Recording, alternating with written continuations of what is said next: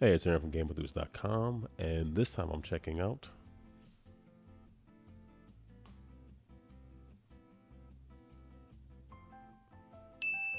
Sashimono. Sashimono is a tactical card game set in the Sengoku period in Japan during its civil war, which took place from around 1467 to 1614. It has been designed by Joshua Sprung and is being published by Lower Chase Games. Sashimono is playable from 1 to 2 players, takes about 30 to 60 minutes to play for ages 12 and up, and has a very high learning curve. Look how high that is. Before we get really deeper into the video, let me just remind everyone watching that this game is a prototype version. There are going to be some rule changes and some art changes, so everything here is not final, so just bear that in mind.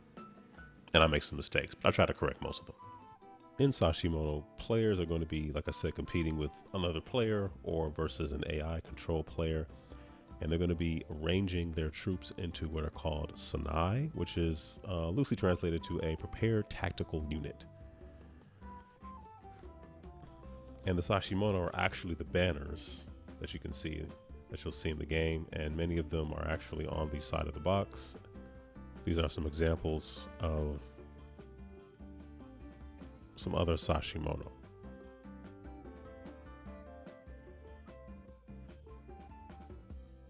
Sashimono also refers to the practice of assembling wooden items without nails, but this is going to primarily focus on the Sashimono that are the banners, which were used by different groups involved in that civil war during the Sengoku period to recognize one another and differentiate each other on the battlefield. I'm going to use the TTS version of the game to show you what a 2-player game setup might look like. So as you can see, this is a 2-player game setup where each player is going to have their own Sanai, which is a group of 9 cards, which are going to be comprised of Kumi cards, 9 Kumi cards to be exact. Please forgive my pronunciation of any of these terms. The 3 types of Kumi cards are Kibatai with the helmet icon in the upper left, the Nagai Gumi with the spear or the melee weapon icon in the upper left, and the Teppo Gumi who have the rifles. So I might be referring to some of these cards as the brown card, the yellow card, the white card as I go through my playthrough, but I'm referring to the Kibatai, the Nagai Gumi, and the Teppo Gumi. If you look to the right of the helmet, the spear, or the rifle, you also notice some icons. The purple icons are defense power. The red icons, triangles, are offensive or attacking power. That'll come into play a little bit later. In addition to the Kumi cards, you're also going to have Sashimono cards. The Sashimono cards are interesting because each of them has a win condition. And the object of the game is, when the game starts, you set how many victory points a player needs to win. If you say 2, 3, however many, that's how many they need to win. And that's what your goal is. The game is very strategic. So you are trying to set up your Sanai and the icons and the different types of soldiers in it in such a way where you meet these scoring conditions located at the top of any current Sashimono card that you're playing, but you can't score on the same turn that you necessarily set things up. You would set things up and hopefully in a subsequent turn, you'd be able to score. Players are also going to be able to battle, which effectively means players would be battling rows and columns of their Kumi cards versus another row and column of another player's Kumi card. What's interesting about it is you have to be very aware of the Sashimono cards that your opponent is playing, because you could make a move that is advantageous to you in that moment and also set them up for a win without even realizing it. There's sort of 2 different ways that you can take turns. You can either take an action turn, which means you would play a Sashimono card, take the action on that Sashimono card, and then eventually you can draw a card, play another Kumi card if there's an empty space in your set of 3x3, and if the Sashimono is adjacent, above, or below, depending on the row or column, certain columns that have a combination of different icons, then they can take additional actions, like to battle a column, draw more cards, or battle a row.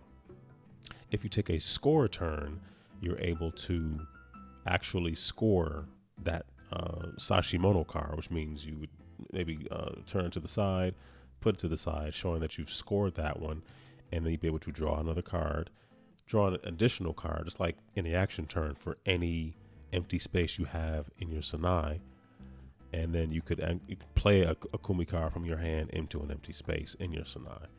And then if the row or column that the Sashimono card is next to, on top of, or below happens to have 2 of the rifle icons, 2 of the spear icons, or 2 of the helmet icons, you could do the battle a column, draw 2 card, or battle a row actions respectively.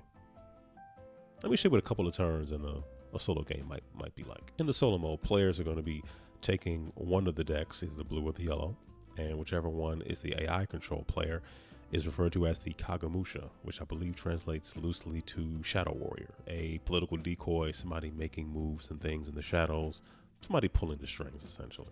You'll still set up your Sonai as normal like you would in a 2-player game, but there are some other differences.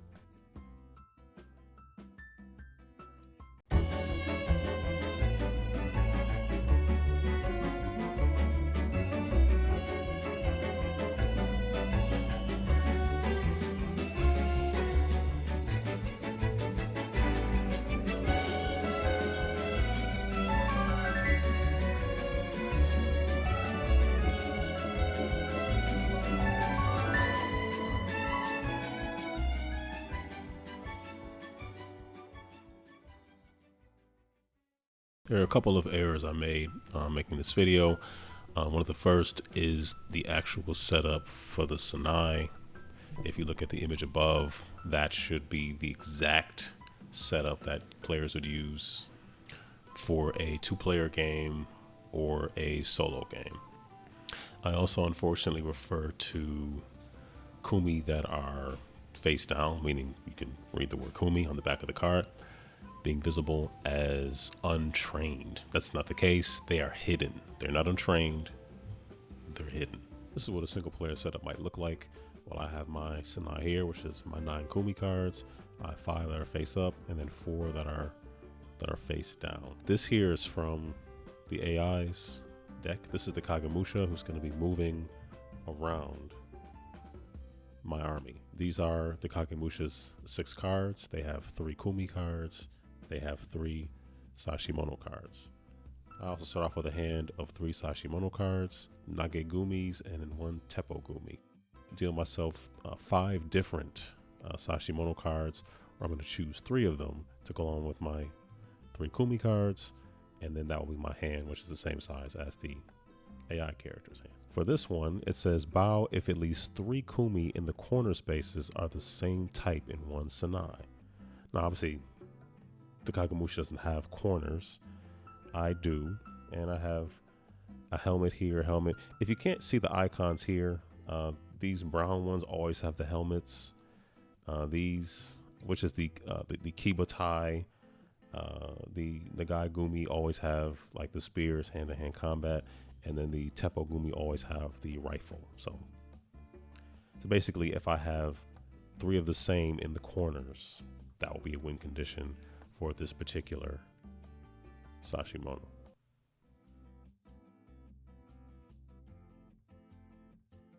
Me as the regular player have corners. There's no corners here. So some of these I'm not sure how they might score if they come out for the Kagamusha. You kind of have to play it by ear. Some of this might not be applicable, because if it's relying on corners, then there's really no corners per se.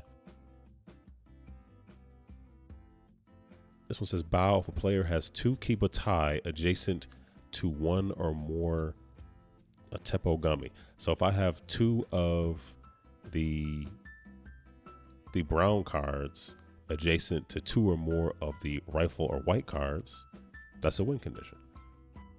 As I can see here, well, obviously these are both rifles, and this particular soldier isn't trained. Were they to be trained, I could flip this over, and then I would meet the win condition for this one. So this might be a good one to keep.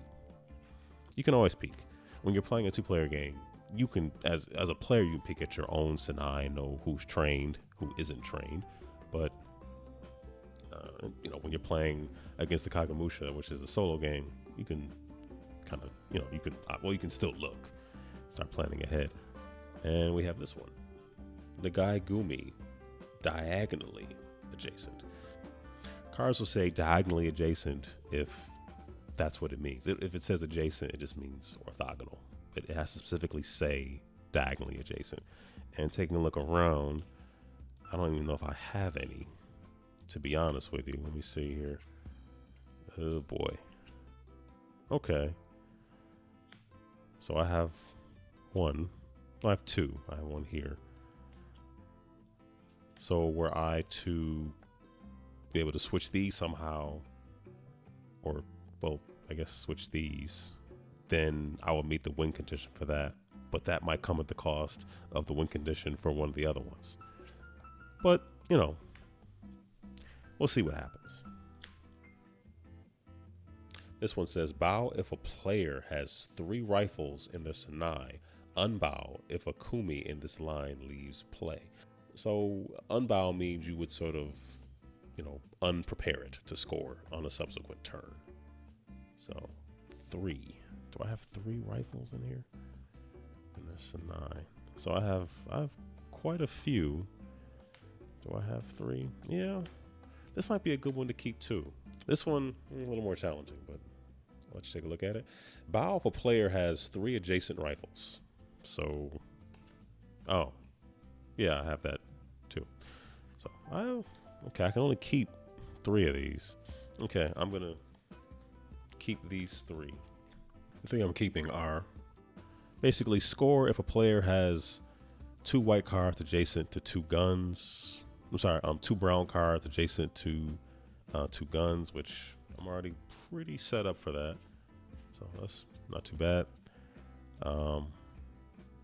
Score if a player has 3 rifles in their Sinai. These 3 are all rifles. So that's pretty good. That's that one is possible. And this other one is score if a player has 3 adjacent rifles. So, and you already saw those are 3 rifles. I'm gonna keep these cards just face up. I'm not really sure how well you can really read them, but I'm gonna keep them face up. This is essentially my hand here, just so it looks sort of similar to, as the Kagemusha moves around, I guess I have to move them anyway. I'll just shift it down here a little bit. All right, so the Kagemusha has 3 Sashimono cards themselves. Let's take a look at what they have. And they can score. I mean, they might have something that can just score right now, which is crazy, but that's the game. Let's see how bad this is going to be for me. Okay, so the Kagemusha's first card says, score if a Sinai is full and has 2 or fewer untrained cards. Meaning, if you see the brown side up, it means they haven't been flipped. So if my Sinai is full and I don't have 2, or I have 4. So if I only had 2, this is a win. This is something that could help the AI character score. Here's another one. Score if a player has at least 3 more Kumi cards in their hand than their opponent. Well, no. I have 3 Kumi cards. I have 3 Kumi cards. Kagemusha has 3 Kumi cards. No, I do not have more at this particular juncture. And then last, let's see what we have here. Score if a player has 2 face-up lines with 3 different types of Kumi in each. Just out of curiosity. Okay. Okay, well, no, not here, not here. Not here. Okay, so this were these to be flipped over, this would be one line with 3 different types of Kumi cards. You have the brown, the white, and sort of like the yellowish gold. I feel like the blue army goes first. I think so. I'm not absolutely sure. So your turns are kind of simple. I described them I showed them to you a little bit earlier, but here it is again. So I'm gonna take an action turn. I'm gonna play a Sashimono, take the Sashimono actions on that card. Then I can draw a card. I can draw an additional card for any empty space that's here. Empty spaces yet. And it says I can play a Kumi into an empty space. And then based on the icons I have here, if I have 2 of the rifle icons, I can battle a column. Now battling a column here always means I'm battling the Kagemusha, whatever they're gonna have out. The most cards they can have out are 8. And even this is a little, even the fact that they have 3 is sort of, well, you'll see. And their Sashimono cards and Kumi cards are gonna piggyback off each other because they have 3 of the same. When I do a check, I have to make sure they don't have 3, which means I have to remove 1. If I remove 1, I put another Sashimono card out. And if I have more than 3 Sashimono cards, I have to make sure they only have 3, which makes another Kumi card come out. So it's gonna sort of go back and forth and make it very, very difficult for me to do anything. All right, so let me take a look at my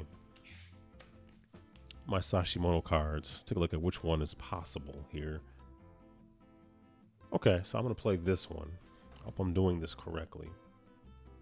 I'll play this one here. Now, mind you, I can play anywhere except here. This is where the Kagemusha is. So as you start to play different Sashimono cards around, that will dictate where the Kagemusha can go. So you can kind of funnel them to where you kind of want them to be. I'm gonna play this one here.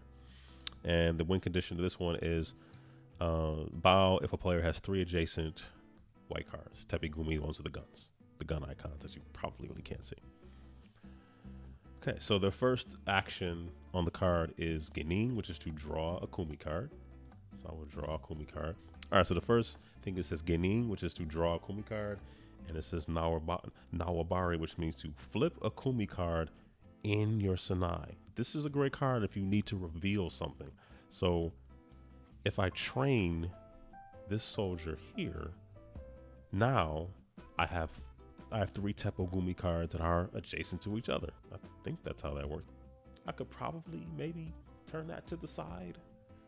I think. All right, so I play the Sashimono card. I took the actions on the card. And I can draw a card, which will give me 5. So I'm cutting it close. Because I have 2 of these icons here in this row, I can, every Sashimono card kind of could go like this, if you will. Because if you meet the conditions at the bottom, then those are extra actions you can take. So because having 2 of the rifle icons or 2 of the white cards, it's also 2 in this column here, but there's definitely 2 in this row, means I can battle a column. I can only really battle what the Kagemusha has out. So when you battle, you count up all the offense, which is all the red. They're all here. So I have 6, 2, 4, 6. So I have 6 in the red, and the Kagemusha has 6 in the red as well. So we're tied. Ties are broken by the aggressor, so I would still win. I could add more cards from here, because if you win by either tying, essentially winning by 0, or 1 point, you would take the leftmost card type. You take the leftmost card in the Kagemusha's Kumi setup there. If I won by 2 points or more, I could take any card I want. And it goes similarly for a 2-player game, where you would, if you win by 0 or 1, you just, I guess, take the card next to, what do you take? I guess you take the card that's next to the Sashimono card that the opponent plays, but then, well, I understand it more here. I think I do at least. You, basically, the more you win by, the more options you have to remove the Kagemusha card of your choice, not just the one that's furthest to the left. So it also puts me in a position where I'm not gonna hopefully have 3 more than they have. They have 3 right now. If I get 1 more, that will be 6. That's not good. Also, well, because I'm winning this, I'm still gonna have 3 more because they're gonna have 2 cards out, and I'm gonna have 5. Oof, that's not good. So another error correction is when you add a Kumi card from your hand to bolster an attack, you would put it face down, but any cards you add is always going to be worth just 1 extra point. It doesn't matter how many attack or defend icons it has on it. It's always going to be worth 1. So your opponent does not have to do any math to figure out or do any guessing to figure out how many cards you're going to potentially be, how many attack points you'll be coming in with. So as you see me in this part of the video, I did it incorrectly, which should have been any additional Kumi card you put on from your hand gives you a +1 for that attack. And you'll see me make the same mistake later, but just remember this correction. So it's called anteing, and yeah, it's every card is +1. Does not matter what the icons are on the card. Another correction is you're going to hear me talk about not knowing where the ante cards go after an attack. Ante cards will always be shuffled and placed under the player's own Kumi deck. I guess you shuffle them first and then you place it under and then shuffle it. Yeah, that makes sense. All right, that's it, at least for now. Well, you know what? I'll just play it out as it is. But these are all things to think about. Like, I'm not trying to put the Kagemusha in a position where they can score. I don't want to have 3 more Kumi cards than they have. I'd like to avoid that. Anyway, I'm going to just take this one. I'll take this one out. And I guess these will just slide down this way. Okay, and that is my full turn. So they're going to score a victory point if they have met a condition. So this one is bow if a player has 2 face-up lines with 3 different types of Kumi in each. I don't have 2 of those. That's not happening. And also everything isn't face-up. Bow if a player has at least 3 more Kumi cards in hand than their opponent. This is a problem. So this is kind of get cocked to the side there, meaning it's preparing to score. It could score on a subsequent turn. And this one is bow if a Sanai is full and has at least 2 or fewer untrained soldiers. So 2 or fewer cards that are face down. Not the case. I'm good there. All right. So now their action is to, if they have 2 rifle icons, they battle a column where the Kagemusha is. If they have 2 of the spear cards, 2 of these, then they would draw a Kumi and add it. And if they have 2 of the brown cards or 2 of the Kibatai cards, they would battle a row. So it'll be the closest row. So essentially, because the Kagemusha is here, they would battle this row because this is the row closest. Obviously, this is the column closest, row closest. So that's how that would go. So you see we have 2 of the brown cards, 2 of the Kibatais are very visible, very active. So they're going to battle a row. Uh-oh. All right, so they're going to battle this row. So that means they're going to take their 4 attack strength and battle my 6. Oh, I'm sorry. Oh, excuse me. And I'm defending for 4. Uh-oh. So I'm defending for 4 here. So we're kind of tight. Now it probably behoove me to try to make sure that this isn't true by the time their turn comes back around. So I'm probably going to want to beef this up a bit. So I'm going to add this card here, which has another. Oh, that isn't adding defense at all. What am I doing? All right, adding defense. Purple is defense. So now I have 6. Now they're attacking with 4. I'm defending with 6. I essentially, I guess I win by 2. So I essentially won because I had 6 defense to their 2 offense. So basically, it doesn't really matter offense, defense. Whoever's the higher number wins. I won by 2, which also means I get to get rid of one of these. So there you go. Now they only have 1. All right. So then the Kagemusha is going to draw a Kumi. They're going to check to see if they have a limit of 2 matching. They don't have 2 matching. if they had more than two, so if they had, so basically if there were three of these out or three of these out, then they would add another scoring Sashimono card. So it's going to kind of bounce off each other. Yes, I'm reading it from the thing. I'm still learning here. They're going to move their army. They're going to go clockwise. They're going to go here and be blocking this spot for me here. So I can't put anything there because they're blocking it, the Kagamusha. And they're going to check to see if they have more than 3 Sashimono. So if they have more than 3 Sashimono cards here, then another Kumi card will come out. They have 3, so I'm kind of good there. It's also good that we're not checking, because at this point I have a full Sanai, but I have 2 or fewer cards that are face up. I'm not sure what to do with this one, actually. Because I added this one, I think it goes out of the game. I'm not sure.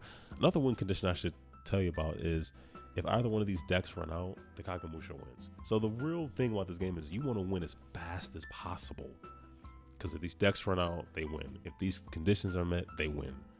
So, well, we'll go up. I'm going up to 2 in this game, so we're both kind of on our way. So I'm going to play another. I want to do a scoring turn, actually, because this is still here. So I'm going to do a scoring turn. Put this one to the side, meaning I have 1 point. I've scored. So you remove this. I removed this Sashimono from play. I did that. I scored the point. You replace the score of Sashimono. So any Sash. So you can score more than 1 in a turn. So for everyone you turn, you always draw how many you scored plus 1 from the top of your own Sashimono deck.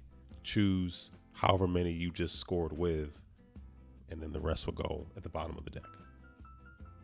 You can also return unscored Sashimono from your hand to the bottom of the deck as well, if you want to do that. And then there are a couple of bonus actions. And those bonus actions are, your bonus actions are, if you look at the yellow box, Bakufu, which means to replace the Sashimono. Dojo is to train. Genin is to flip and draw. Gyoran is to rearrange. But what can I do to stop them? Because I don't want this to be true anymore. 3 more Kumi cards. Oh boy. 3 more Kumi cards. Okay, so I might need to flip one. So I get to flip a Kumi in my Sanai. Boy. So I'm going to flip this one. So now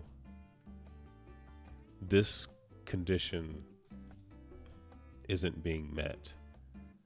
So I have a full Sanai, and I don't have 2 or fewer flip cards. So, and I have to draw one, which also unfortunately puts me at risk of letting them score this one. So I drew another Nagai Gumi. I'm supposed to be drawing drawing 2 and then keeping 1. So this one says, bow if all the Kumi in one column of a Sanai are the same type. Not so much. Okay, and this one is bow if a player wins an attack involving Nagai Gumi. Unbow if that same player loses a battle. So you can, bowing just means, you tip it to the side, but if something changes, it can be untipped. So a player wins an attack involving those. Okay. Where it says Bosun, if you see, well, in the Ring of Light, that little infinity symbol means that's a continuous thing. Some of these powers are just like this one. It says Genin. You just do it right. You just draw a Kumi card. You don't have anything that continues. So this one says Bosen. Kumi in this line have 2 power while defending. Oh, if I keep it face down, it's 2 power while defending. That's interesting. That is my turn. So now I'm gonna go back to the Kagemusha. So unfortunately, if this is still true, while a player has at least 3 or more Kumi cards in their 3 more Kumi cards in their hand more than their opponent. At least 3 Kumi cards. So that's true. They have 2 Kumi cards. I have 5. So unfortunately, Kagemusha does get to score that. Whoa. Okay. I don't think anything else is really true here. This one is not true. My Sanai is full, but does not have 2 or fewer untrained Kumis. And this one is, while a player has 2 face-up lines with 3 different types of, no, I don't even have 2 full face-up lines, so that's not true either. All right, so perform the Kagemusha's actions. So if they don't have 2 of the same here, they have 1 of each. Part of me feels like they should have 3 out here by default. Maybe I did that wrong. I might have. Maybe they should have 3 out, but they're supposed to have, well, I have more than 6 cards at this point. I'm sure I'll be corrected. I might have, maybe I should have replenished them, but they will be replenished shortly. So they don't have doubles of anything. They have 1 brown, 1 white, so nothing happens there. So draw a Kumi. Okay, so now for the next turn, they will be able to battle a column. So they're going to move their army, and they don't have 3 Sashimono. I feel like they're supposed to have 3 out. I don't know why I do. What does this one say? Bow if a player has 1 or fewer rifles and either player has completed a score turn this game. Ooh boy. Unbow that player is attacked. Interesting. I kind of feel like they're supposed to have 3 out. I don't know. So that one's going to come out. I move the army over, and that's their turn. I played other times, and the Kagemusha felt much more aggressive. It just so happened that like they scored on the first thing I did. Like how my Sanai layout was, they scored immediately, which was not all that pleasing. So I'm going to play this one. So I'm going to take a action turn. So I played a Sashimono. I played it here. Take the actions. Flip any number of keep a tie cards in your Sanai face down, then draw 1 card for each flip this way. Kind of need these to be there. I don't think I want to do that. And this one says, Tanegashima, choose any column in any Sanai to be flipped face down. Your opponent may discard 2 Kumi cards to prevent this. Now, I don't know how that works against the Kagemusha because they don't really have columns. They do have a row, but can I really flip everything they have face down? I don't think I can do that. So I don't think I'll be able to do that one. So I'm going to draw a card. That's the next thing I can do. Okay, not bad. And then I could play in the empty spaces. I don't have any empty spaces. And I'm looking at, well, I guess had I put this here. Okay, had I put this here, I should have put it here because then I can, I could battle a row. I'm battling them. So if I'm battling here, so the 2 brown, the 2 helmets means battle a row. Well, with the Kagemusha, I can only battle what they have out. All right, they have 2 defense.